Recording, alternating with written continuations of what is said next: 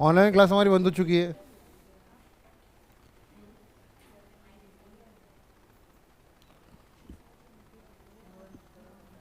समझ गए?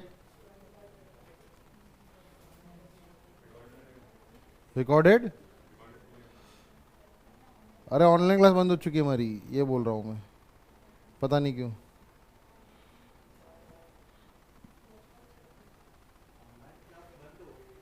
अरे अभी के लिए जो तू, अभी के लिए।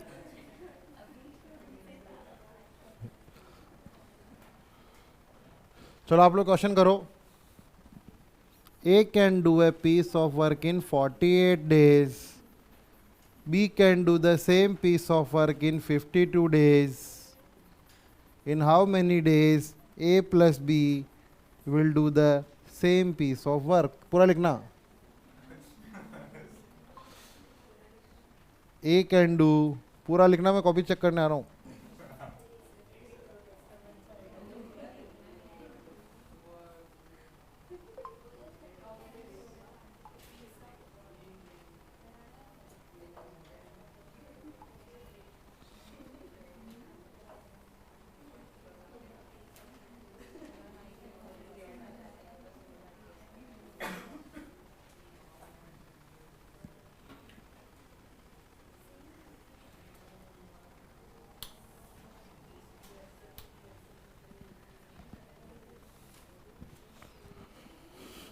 ये न्यूज़पेपर कौन लेके आया है?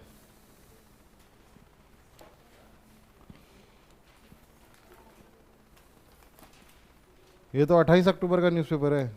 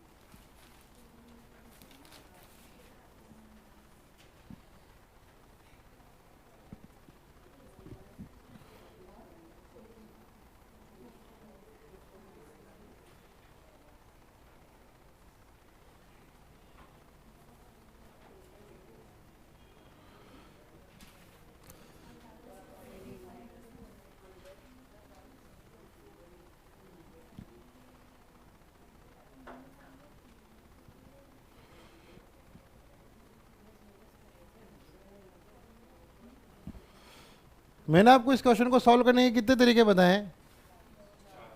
चार। करो चारों से।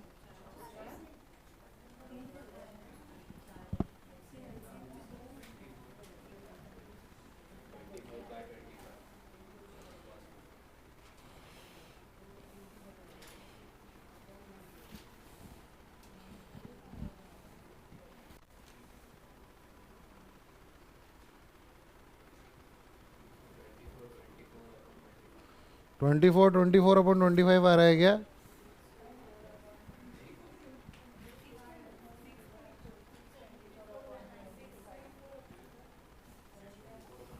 हाँ तो वही हुआ ना, 24 अपॉन 25 ही तो होता है वो।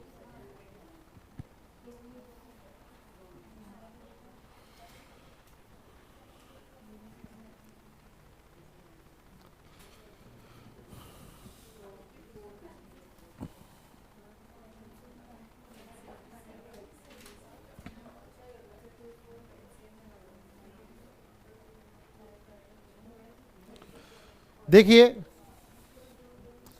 क्या आप कर पाए? क्या आंसर आ रहा है? 624 अपॉन 25 आ रहा है क्या? आप दोनों का हुआ क्या? आप तो फिर क्या बातें कर रहे हो? क्या कंफ्यूजन? ऐसा तो कुछ है ही नहीं जिसका कंफ्यूजन हो। हाँ, एलसीएम नहीं मिल रहा है क्या? एलसीएम ढूंढना भी मुश्किल हो रहा है क्या? सब लोग ढूंढेंगे सब लोग मुझे एलसीएम भी बताएंगे। ज्योति को ढूंढना मुश्किल हो रहा है, सब लोग एलसीएम ढूंढ के बताओ मेरे को। बताओ क्या आ रहा है? 624 आ रहा है एलसीएम। एलसीएम कितना आ रहा है?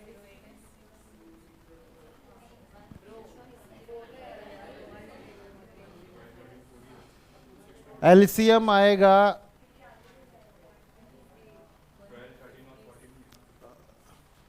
12, 13 और 14 की होगा, 4 होगा ना। हाँ, तो 480 प्लस 144, 620।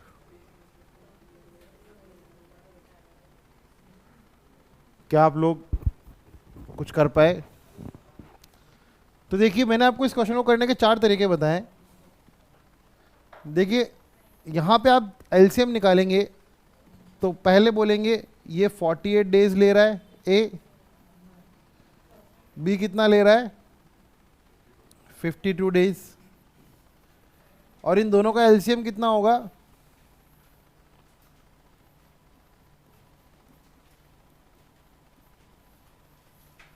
$624 काम पर डे। ठीक है, काम, सॉरी। तो मुझे बताइए, आप इसको इससे डिवाइड करोगे तो कितना आएगा? 13 आएगा ना, 13 काम पर डे। और इसको इससे करोगे तो 12 काम पर डे। तो अगर मैं आपसे पूछूं ए प्लस बी टुगेदर कितने दिन में काम करेंगे, तो आप बोलेंगे सर 624 काम है और 25 काम एक दिन में होगा। तो आंसर कितना हो जाएगा? 624 बटा 24 बटा 25। क्या आप समझ गए? लेकिन आप लोग जान चुके हैं, आप लोगों में से आधे लोग के एलसीएम निकालना हमारे बस की बात नहीं है है ना? ये बात तो आप लोग जान ही गए। तो यहां पे एक बात लिखी है आप इस क्वेश्चन के बाद,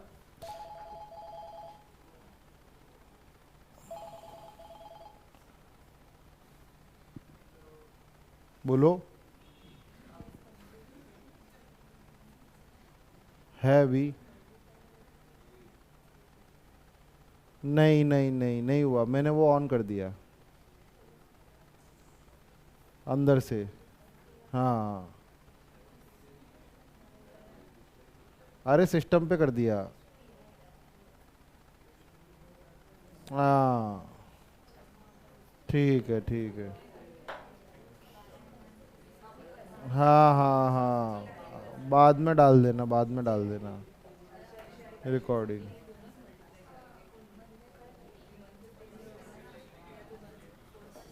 हो गया? तो यहाँ पे हमें एक बात समझ में आई, और यहाँ पे हमें एक बात याद रखनी है कि जब भी हमें दो आदमी का काम दे रखा हो, हम हमेशा X Y upon X plus Y use करेंगे, एलसीएम यूज नहीं करेंगे। ठीक है? अब आप इस क्वेश्चन को X Y upon X plus Y से करो तो देखो, ऊपर कितना आया 48, नीचे कितना मल्टीप्लाइड बाई 52 डिवाइडेड बाई इन दोनों का सम कितना होता है? 100 होता है क्या? देखो, 4 से काटोगे तो ये 25 और ये 12, 12 इंटू दो, दो कितना होता है? 24, 4 यहाँ पे 2 कैरी, 60 और 2 620 अपॉन 25। ठीक है, समझ गए?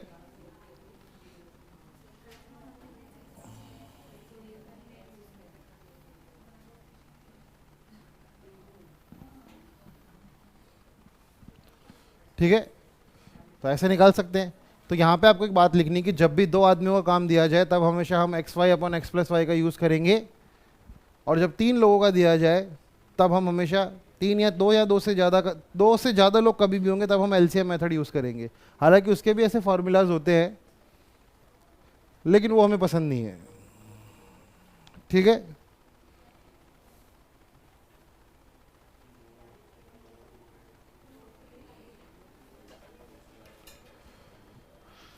समझ गए ना क्या लिखना है? लिख लो।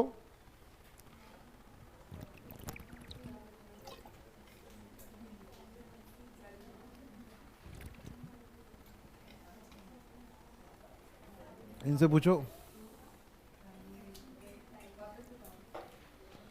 बता रहे हैं ना ये।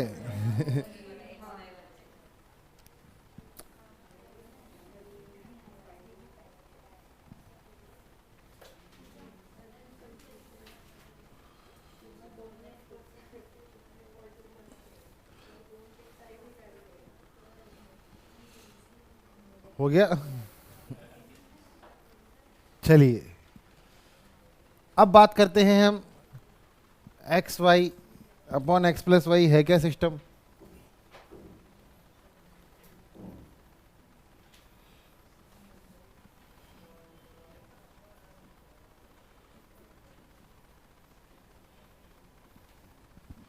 है ना, या मान ली मेरी बात, कोई डेरिवेशन की कोई जरूरत नहीं है सर, कोई सब आप सफाई देने की क्या जरूरत है सर, आपने बोला हमने मान लिया।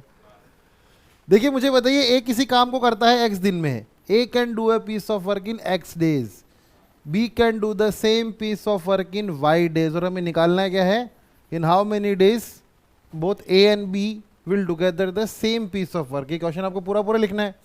उसके बाद मैं मान लेता हूं कि इन दोनों ने मिलके ना एक्स वाई काम किया, एक्स मल्टीप्लाइड बाई वाई काम किया, ठीक है। मैं मान लेता हूं कि इन दोनों ने मिलके ना एक्स वाई काम करना है, ये मल्टीप्लीकेशन में है ना एक्स और वाई, एक्स वाई को एक वो मत मान लेना यूनिट, ये दोनों मल्टीप्लाई में, इन दोनों को कितना काम करना है, एक्स वाई काम करना है।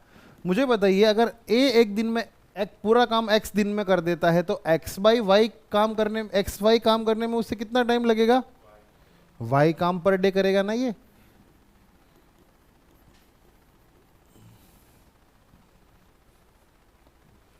सिमिलरली अगर बी वाई दिन में वो काम कर देता है और टोटल काम एक्स वाई है तो उससे एक दिन में वो कितना काम करेगा, एक्स काम पर डे।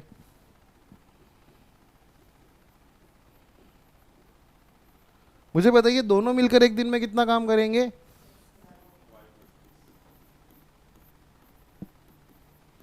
क्या ये दोनों मिलकर एक दिन में x प्लस वाई काम करेंगे। टोटल काम करने के लिए है कितना इनके पास, तो इनको टोटल टाइम कितना लगेगा, X Y upon X plus Y days. तो यहां से मैं डिराइव भी कर सकता हूं, नोट कर लो। ऐसे आप तीन लोग, ऐसा कोई भी फॉर्मूला डिराइव कर सकते हो टाइम एंड वर्क का, तीन लोगों का, दो लोगों का।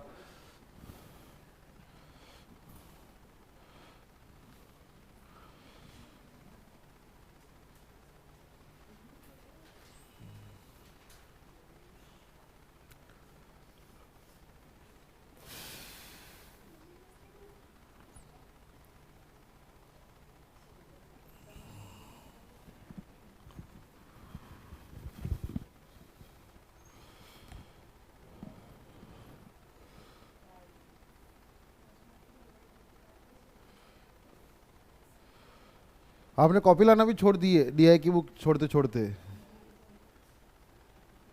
हाँ क्या बोल रहे हो, और क्या कर रहे थे, अच्छा मुझे लगा प्रे कर रही थी। मुझे लगा प्रे क्यों कर रही थी, मतलब रह गई, ये रह गई बोल रहे थे, मुझे लगा प्रे कर रही थी। बुक्स भी घर पे रह जाती है, होमवर्क वाली तो कल भी रहेगी। है ना।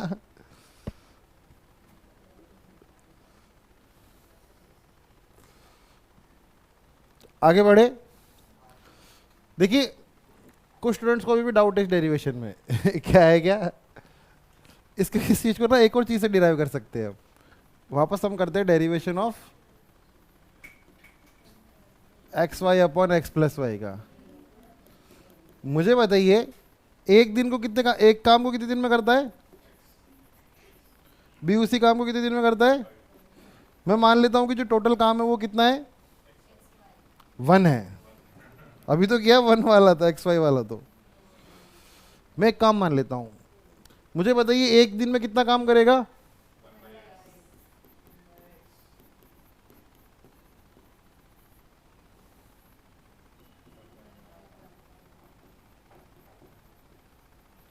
तो अगर मैं टोटल टाइम निकालूं तो ये कितना होगा, total work upon work per day,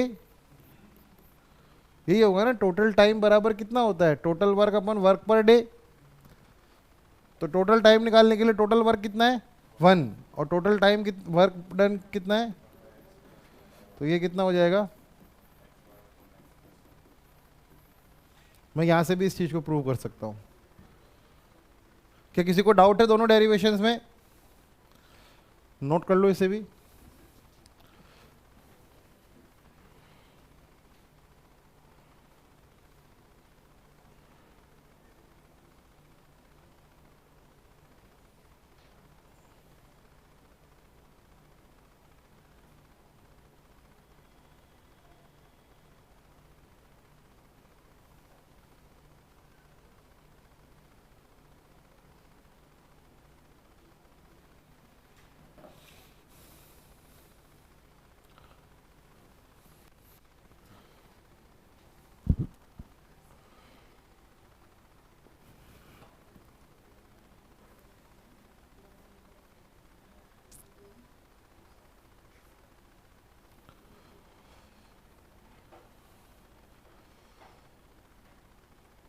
आप लोगों ने एसएससी का फॉर्म भर दिया है? गलत तो नहीं भरा किसी ने? करेक्शन विंडो ओपन हुई है आज, है ना? अगर किसी ने कुछ गलत वलत भर दिया हो तो सही कर लेना। किसी ने हैट में फोटो डाल दियो, काला चश्मा लगा के फोटो खिंचा दियो, ऐसा कुछ भी कर दिया हो तो मतलब होते हैं लड़के कभी कभी व्हाट्सएप डीपी डाल दी, उस पर फोटो नहीं दी, तो लोग बहुत बेवकूफ होते हैं। आप, मुझे भी पहले लगता था कि ऐसा कौन करता होगा, ऐसा करते हैं लोग, टोपा लगा के फोटो खिंचा रहे हैं। ठीक है, हाँ उस टाइम पे रिजेक्ट कैसे करें? अब उस टाइम पे रिजेक्ट नहीं करते हैं वो। चलिए,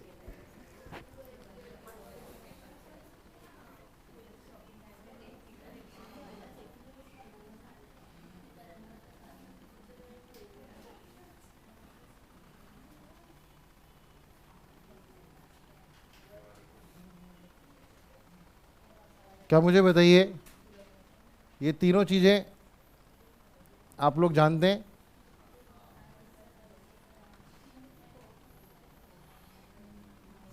मैन, टाइम और वर्क। देखिए, किसी भी काम को करने के लिए इन तीनों चीजों की जरूरत होती है। लड़के चाहिए, टाइम चाहिए और काम होना चाहिए। तो मैन, टाइम और वर्क में रिलेशन है। क्या हो गया? मैन, टाइम और वर्क में एक रिलेशन है। क्या रिलेशन है?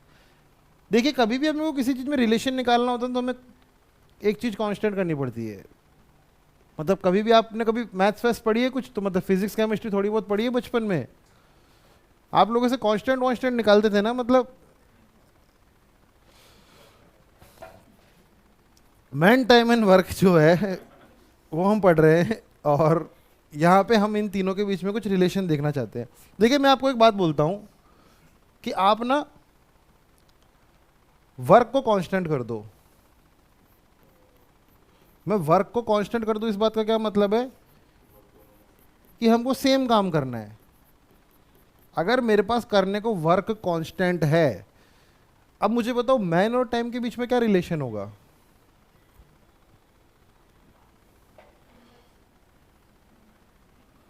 हाँ, इनवर्स रिलेशन होगा क्या?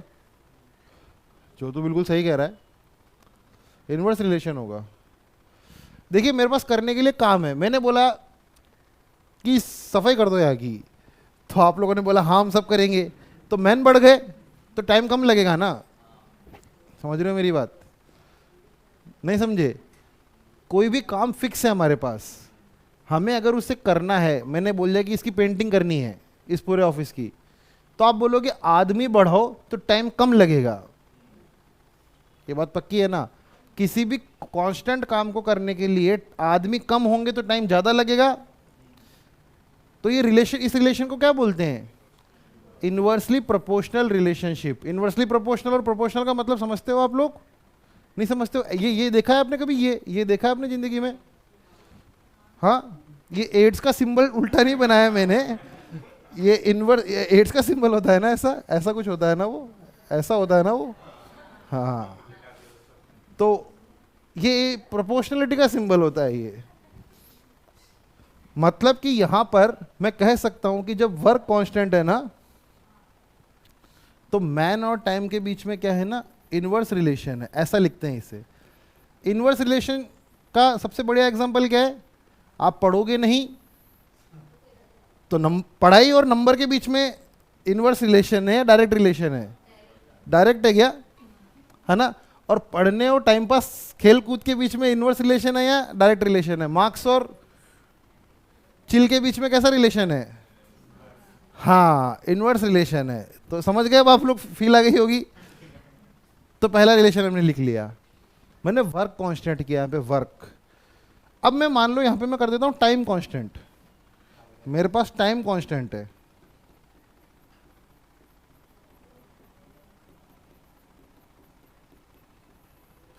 मेरे पास टाइम करने के लिए मैंने बोला यार 1 घंटा है, सफाई कर दो। ऐसा बोलते हैं कभी कभी अपन, 1 घंटा है जल्दी करो। तो मैं मैन और वर्क में क्या रिलेशन होगा? मैं जितना मैन बढ़ाऊंगा उतना काम बढ़ता जाएगा, मेरा होता जाएगा, मतलब बढ़ता जाएगा, मतलब होता जाएगा। मैं बोल दूं 1 घंटा है, यहाँ पे पेंटिंग करनी है, तो पेंटर बोलेगा 5 लड़के लगेंगे, 6 लड़के लगेंगे, 10 लड़के लगेंगे, तभी हो पाएगा 1 घंटे में। तो मतलब कि कुल मिला के वो कहना चाह रहा है कि भाई आपके पास काम ज़्यादा है और बंदे कम है, तो हम बंदे बढ़ा देते हैं, तो क्या होगा, काम जल्दी होने लगेगा। तो यहाँ से मुझे पता लगा कि टाइम अगर कांस्टेंट हो जाए तो मैन और वर्क के बीच में क्या रिलेशन होता है? डायरेक्ट रिलेशन होता है। और यही चीज, तीसरी बात, मैं तीसरी चीज क्या कांस्टेंट कर देता हूं? मैन कांस्टेंट कर दूं, तो मुझे बताओ मैन कांस्टेंट मतलब अपन लोग कांस्टेंट है। अब अपने को सफाई करनी है तो मुझे बताओ कि टाइम और वर्क में क्या रिलेशन होगा? जितना ज़्यादा हमें टाइम मिलेगा उतनी ज़्यादा सफाई करेंगे। समझ रहे हो मेरी बात को? तो टाइम और वर्क के बीच में कैसा रिलेशन हो जाएगा? Direct relation. समझ रहे हो मेरी बात?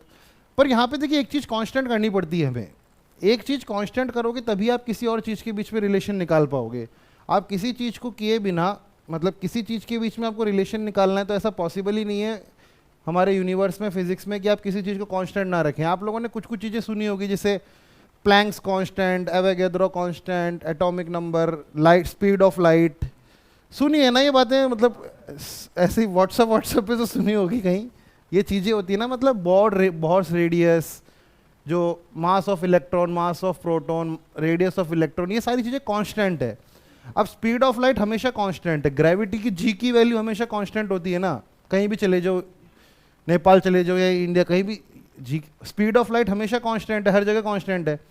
वो कांस्टेंट निकालने से फायदा क्या हुआ ना, कि साइंटिस्टों को कुछ रिलेशन समझ में आया कि हाँ हाँ ये सही बोल रहा है भाई, नेपाल में भी वही लाइट है और यहाँ पे भी वही लाइट है, मतलब कुछ तो सेम है, मतलब एक रिलेशन बताता है, मतलब एक फिजिकल क्वांटिटीज और नेचर के बीच में एक रिलेशन पता लगाया जाता है।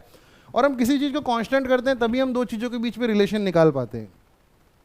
देखो मेरे पास यहाँ पे 3 इक्वेशन है, पहली, दूसरी, तीसरी। मैं इन दोनों इक्वेशन को अगर एक साथ लिखने की कोशिश करूं तो क्या मैं ये बोल सकता हूं कि मैन, और ऊपर में लिखता हूं वर्क और नीचे में लिखता हूं टाइम? क्या इन दोनों इक्वेशन को मैं एक साथ मर्ज करके लिख दूं तो क्या मैं ये लिख सकता हूं? एक ही चीज में दोनों बात कहना चाहूं मैं, तो क्या मैं ऐसा कर सकता हूं? ठीक है, तो मैं इसे और थोड़ा शॉर्ट में लिखने के लिए मैं ऐसा कर दूं, m बराबर W/T। ठीक है, मैंने बराबर लगा दिया ना, बराबर नहीं होगा।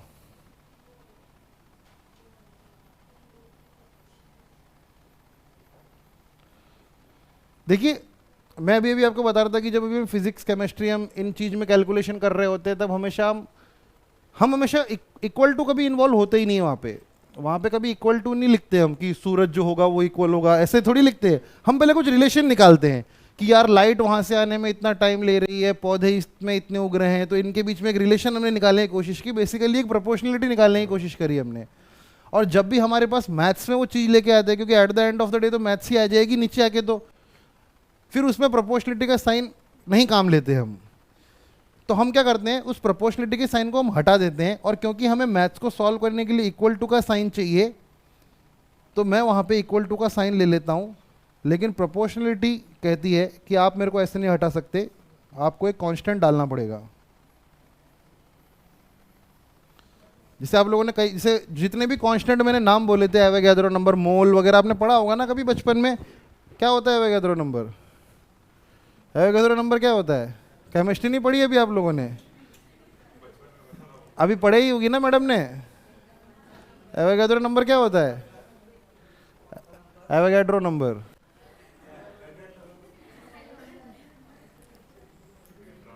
6.02 इंटू 10⁻³ होता है क्या, मेरे हिसाब से? चलो छोड़ो, उधर मत सेल लगी है है ना। चलो, तो मतलब यहां पे के आ गया। के मतलब एक कांस्टेंट है भाई। वो बोलते हैं कि आप प्रोपोर्शनलिटी हटा रहे हो तो कांस्टेंट डालो। मैथमेटिक्स में, फिजिक्स में, केमिस्ट्री में जितने भी कांस्टेंट निकले वो सब ऐसे ही निकले हैं। चाहे आप जितने भी, कई बार एग्जाम में सीधा सीधा पूछा जाता है, आपके एग्जाम्स में सीजीएल वगैरह में कई बार ऐसे आ जाती है चीज़ें, सीजीएल सीडीएस में कांस्टेंट पूछ लेता है कि लाइट प्लैंक्स कांस्टेंट क्या है, ये क्या है, मतलब रेजिस्टिविटी। आप जानते हैं रेजिस्टिविटी क्या होती है? रेजिस्टिविटी भी तो एक तरीके का कांस्टेंट है, रॉ रॉ जिसकी यूनिट होती है ना। तो कांस्टेंट आ गए यहां पे। अब देखो इस कांस्टेंट की वैल्यू मैं निकालूं तो क्या होगी?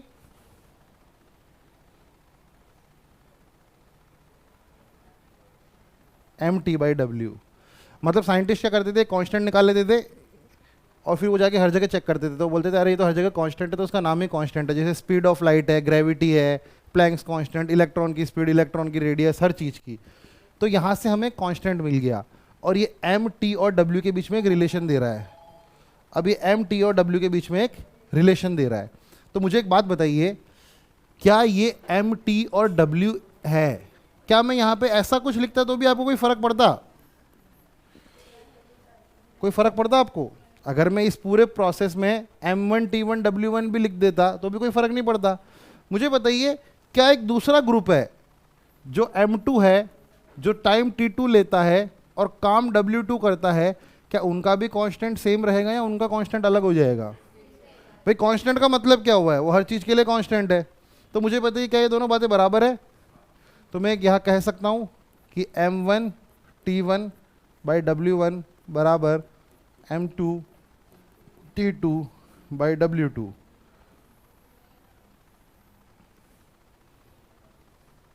तो मैंने क्या बोला कि देखिए कोई भी काम है ना, सेम काम है। अब आप बोलोगे सर सेम काम कैसे, आप तो w1 w2 लिख रहे हो, अलग अलग काम है। वो अलग अलग काम नहीं है, वो सेम काम है।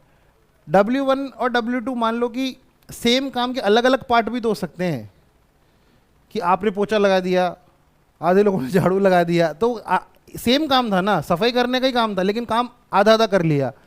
खाना बनाना तो रोटियां ये बना गए, सब्जी ये बना गए, तो मतलब कि काम ये सेम ही कर रहे हैं। ऐसा नहीं कि वो अलग कर रहा है, वो पेंटिंग कर रहा है और ये प्लम्बिंग कर रहा है, ये नहीं कर रहे। काम सेम हो रहा है लेकिन पार्ट अलग अलग हो सकते हैं। कि पहले मैन का ग्रुप आया, उनके पास इतना टाइम था और उन्होंने हाफ वर्क कर दिया। दूसरा मैन का ग्रुप आया, उनके पास इतना टाइम था, उन्होंने 3/4 ऑफ द वर्क कर दिया। तो यहां पे उनका के कांस्टेंट होगा। लिखो ये बातें। और ये बात केवल mtw के लिए काम नहीं आती, मैं आपको भी एक क्वेश्चन दूंगा, वो आप करिएगा।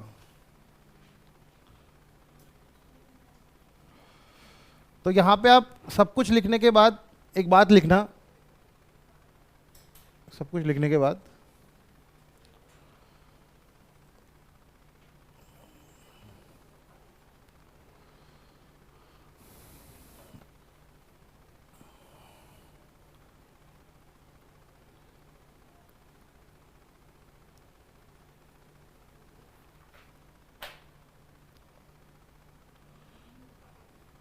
और आपका होमवर्क कब चेक करा रहे हो आप लोग?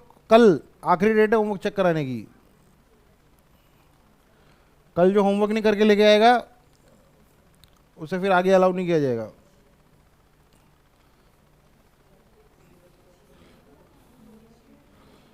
उसे फिर आफ्टरनून बैच में डाल दिया जाएगा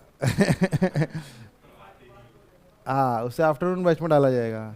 सोचो आफ्टरनून बैच वाले से काला पानी की सजा हो रही है लोगों के लिए मॉर्निंग बैच वाले डर रहे, नहीं नहीं आफ्टरनून बैच में डाल देंगे। समझ रहे हो?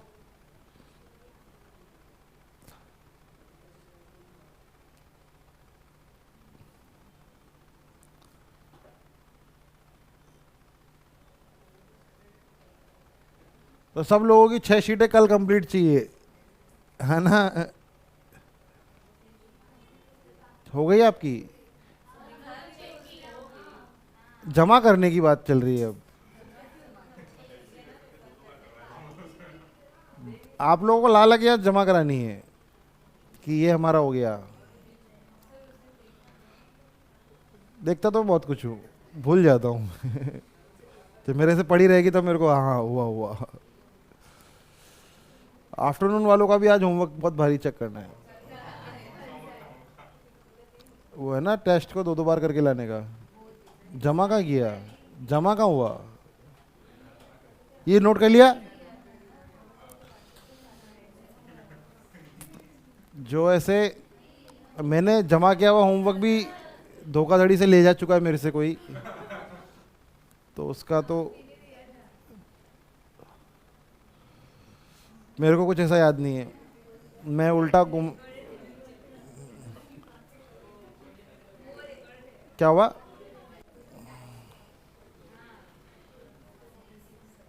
रिकॉर्डिंग वगैरह सब डिलीट हो चुकी है।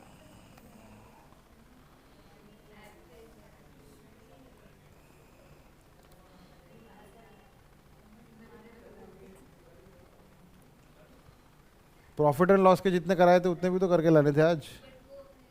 50 क्वेश्चन। क्वेश्चंस कहाँ दे रहे थे? बिना क्वेश्चंस के करने थे। अभी भेजता हूँ क्वेश्चन।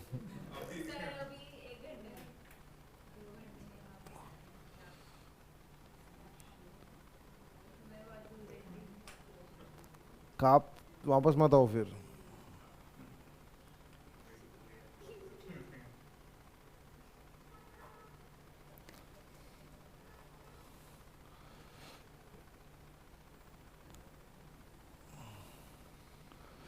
क्या आप लोग समझ गए मेरी बात को?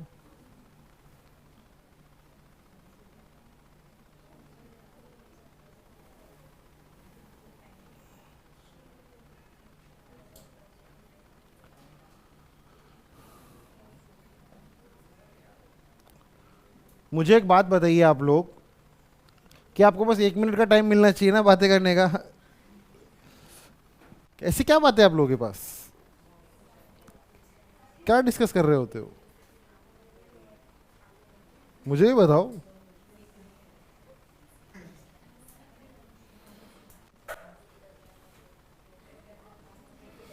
मुझे बताओ हमारा फॉर्मूला क्या था? अरे मुझे बताओ, एम और डब्ल्यू में क्या रिलेशन था? डायरेक्ट था या इनडायरेक्ट था? एम और डब्ल्यू में रिलेशन कैसा था? और एम और टी में?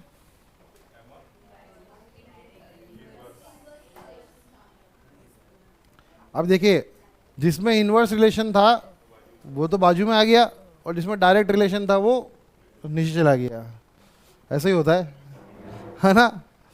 तो इनवर्स वाला कहाँ होगा? ऊपर। और डायरेक्ट वाला कहाँ होगा? नीचे। ये बात मैं क्यों बता रहा हूँ? क्योंकि हमेशा ना क्वेश्चन एम टी डब्ल्यू पे ही नहीं आएगा, ज़रूरी नहीं है। मैन टाइम वर्क तो आपने याद रख लिया, M1 D1 W1 बराबर M2 D2 W2।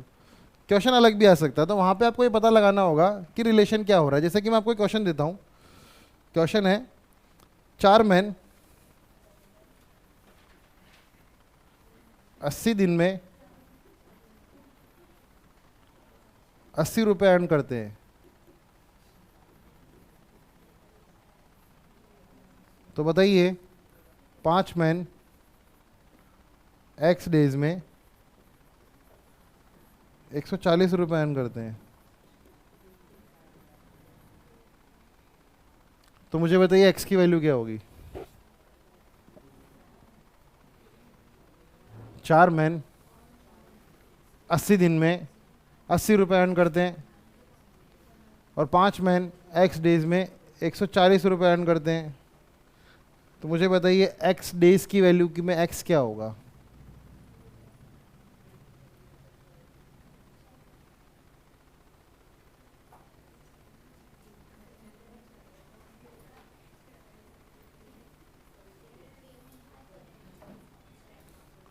बताओ बताओ बताओ।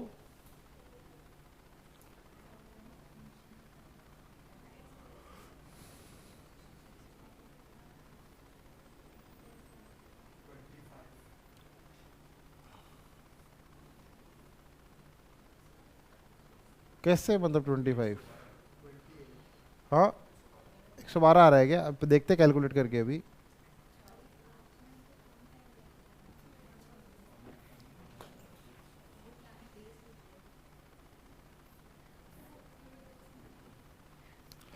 देखिए मुझे बताइए, यहाँ पे 3 चीजें हैं मैन, यहाँ पे 3 चीजें कौन कौन सी?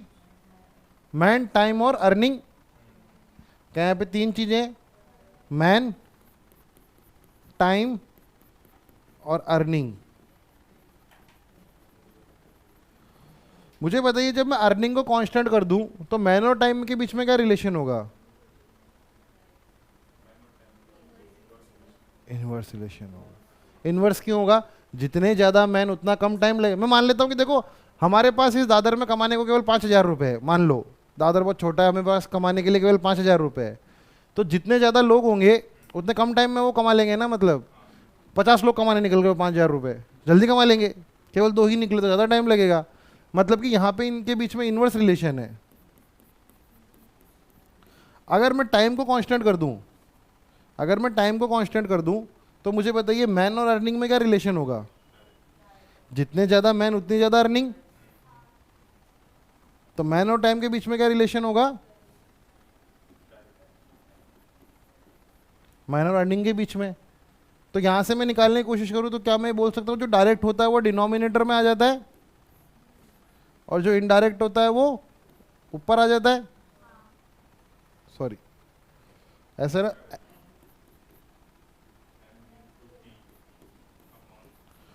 यही पढ़ा था हमने। जो डायरेक्ट होता है वो कहाँ आ जाता है? नीचे। और जो इनडायरेक्ट होता है वो कहाँ आ जाता है? ऊपर। तो क्या मैं ये कह सकता हूं इनका जो कांस्टेंट आएगा उसकी वैल्यू ये आएगी? ठीक है। तो यहां से मुझे पता लगेगा अगर ये दो सिनेरियोज है तो मुझे यहां से देखना है कि m1 t1 बाई e1 जो होता है वो m2 t2 बाई e2 के होता है। मुझे बताइए m1 मेरा कितना है? 4, t1 मेरा कितना है? 80, e1 मेरा कितना है? 80 बराबर 5x बटा 140। 80 से 80 कट जाएगा, 5 से 1 कटेगा तो ये कितना आएगा? 28। और 28 इससे मल्टीप्लाई हो जाएगा तो कितना हो जाएगा? 112 डेज। ठीक है, 112 दिन आएगा। कई बार ये क्वेश्चन पता है कैसे भी आया हुआ है? इंजन, फ्यूल और टाइम से। इंजन, फ्यूल और टाइम में भी आया हुआ है। तो वहां पे भी हमें सेम रिलेशनशिप स्टैब्लिश करनी पड़ती है।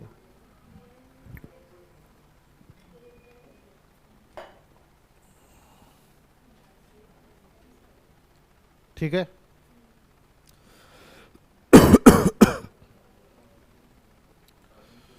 आप क्या कह रहे हैं कि 5 आदमी जल्दी कमा लेंगे? उन्हें कुछ आदमी निकम्मे भी होते हैं ना, उन 5 में से हो सकता है कुछ निकम्मे रहे हो।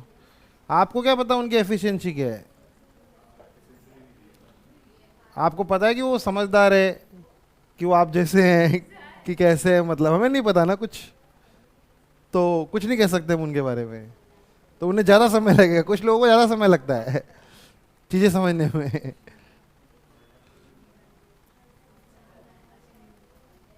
और उन्हें पैसा भी तो ज़्यादा अर्न करना है भाई। 80 से मतलब समझ रहे हो 60 6/8 मतलब 75% ज़्यादा अर्न करना है उन्हें। तो टाइम वाइज तो उन्हें 50% ज़्यादा ही टाइम लग रहा है बस। तो ये भी तो देखो, पैसा उन्हें 75% ज़्यादा अर्न करना है, लेकिन टाइम तो फिर भी देखो ना 30 दिन ही तो ज़्यादा लगे हैं उनसे। 30 दिन में उन्होंने 75% ज़्यादा अर्न कर लिया उनसे। हाँ, तो लड़के हैं 5 कर रहे हैं। क्या आपको बात समझ में आई? क्या आप लोगों को छोड़ देना चाहिए? क्या आप लोग कल होमवर्क करके लेके आएंगे सारा अपना? कौन कौन कल होमवर्क चेक नहीं कराना चाहता है? 6 की 6 शीट कल कौन जमा कराना नहीं चाहता है? आप लोगों को भी करके लेके आनी है। 6 शीट रेडी आएगी तो लेके आओ, जमा कराओ, जमा करो। अब स्टैंप लगेगी उन पे। आप लोगों का कितना हो गया है?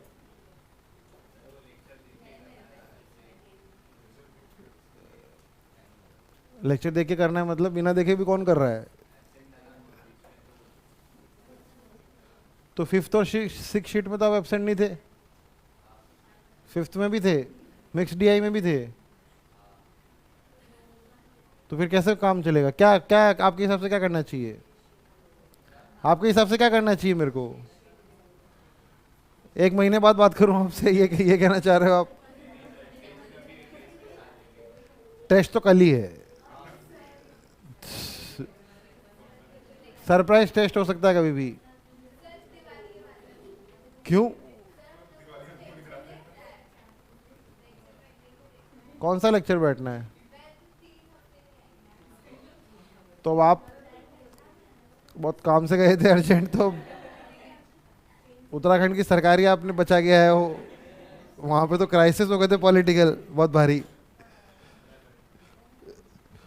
ठीक है, तो कल सब लोग अपनी अपनी शीटें लेके आना।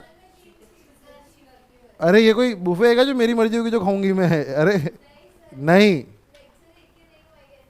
माँ क्लास माँ रूल्स है ना, तो लेके तो आना पड़ेगा। ठीक है, चलिए। और कल आप लोगों का टेस्ट भी हो सकता है 10:30 बजे डीआई का। कल हम हैवी ब्रेकफास्ट करके आएंगे, कल हम हैवी ब्रेकफास्ट करके आएंगे। ठीक है,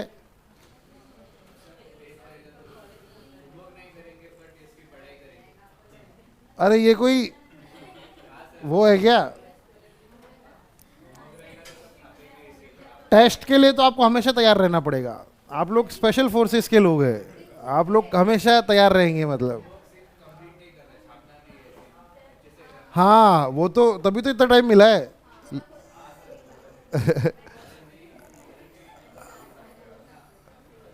हाँ हाँ, तो अच्छे से करके लाना होमवर्क सबको।